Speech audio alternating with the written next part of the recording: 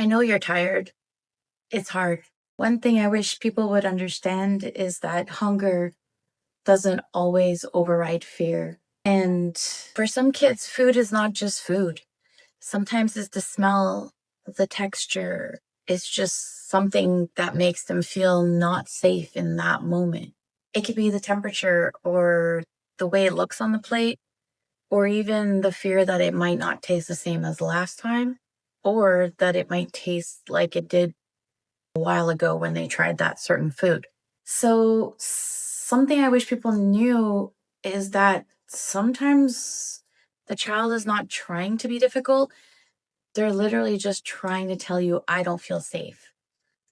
And that took me a while to understand, but it's definitely something that I have to go through every day with my son, who has ARFID and autism.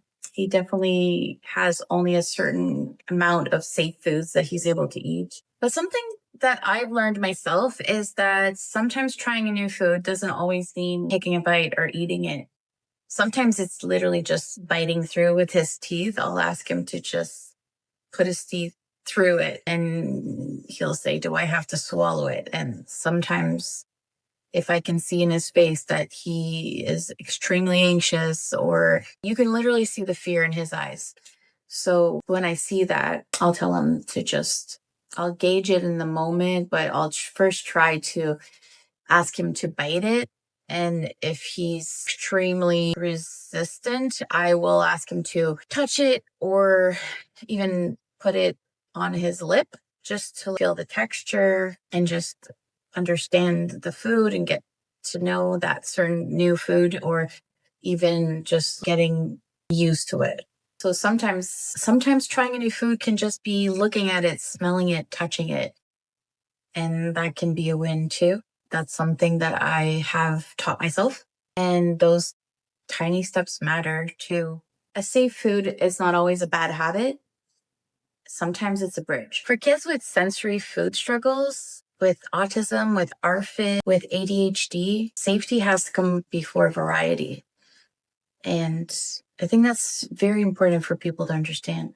Like uncles, aunts, grandparents, friends. It's really hard to know unless you have a child that has food sensitivities, especially severe ones. So if you're a parent that's living through this every day, I just want you to know you're not failing. You're doing your best. You're honestly working so hard with your child. And that love and patience, your child is going to remember that, and it's going to make a difference. You're helping your child build trust, one tiny bite at a time. You got this. Let me know in the comments what your biggest struggle is. I'd love to hear what some of you are going through, and also your biggest wins, because that's extremely important too.